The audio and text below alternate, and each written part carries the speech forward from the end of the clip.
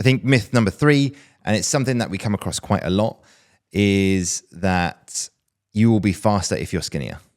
That lighter is always better. I would definitely fell into that trap back in the day when I was racing. Yeah, I think a lot of people do though.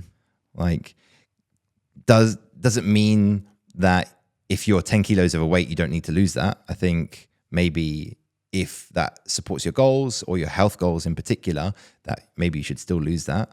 But if you're at a healthy weight and you're searching for the elusive 4 or 5 watts per kilo, maybe it's worth a conversation both with your coach or the people at, what you're aiming towards, that you don't necessarily need to lose another 3 kilos to help you achieve that. And have you seen that in terms of the pros that you're working with? Yeah, for sure. That like we look at the races they're going to be doing and some of the profiles they're going to be doing and the gradients that are happening over those and how many kilometers they're doing at those gradients. And you can weigh up that it's probably not going to actually be that worthwhile to lose some weight that, once again, because in a calorie deficit, you are still opening yourself up to potential infection and reduced recovery. And holding a kilo could be better, and especially for a lot of the younger riders that we work with, we've focused more on developing them as a rider than over focusing on getting them to their optimal body composition right now. Especially when they're like 19, 20, they're still developing as a person. And I think even for normal everyday people, they could still gain, rather than focusing all the time on trying to lose weight, they could actually just focus on fueling correctly for everything that they're doing, and they will gain significantly more watts.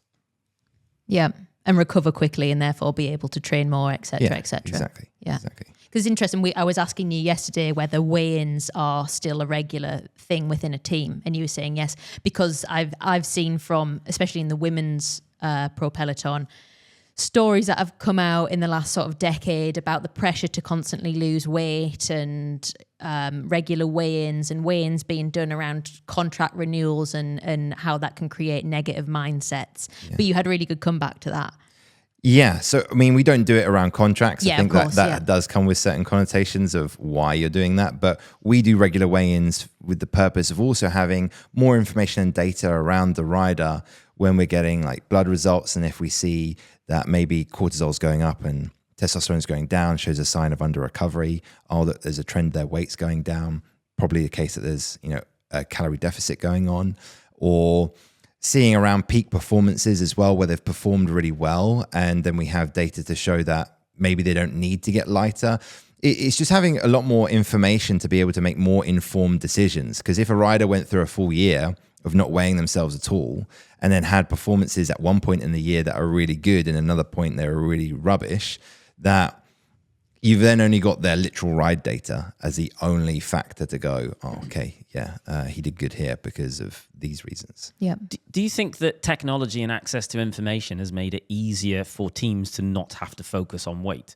So, for example, I would imagine 20 years ago, I imagine you can do blood work continuously and you can monitor what that rider's heart rate is 24/7 and their blood sugar levels pretty much continuously and their power data and the heart rate. You've got so much access to information. It allows you to be much more informed about, actually, this person's a few kilos heavier than what we would have wanted them to have been 20 years ago, but it works.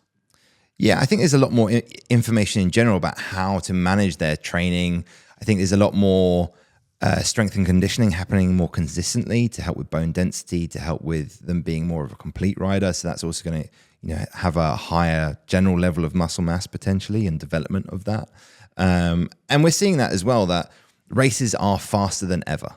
Every race is becoming the fastest race that they've done. Wild, isn't it? Yeah. Breaks are taking longer to go than ever. And the pace is so much higher. And there's obviously a lot of data that's come from everything, a lot of progression in a lot of different areas that's enabling people, riders, to ride harder for longer.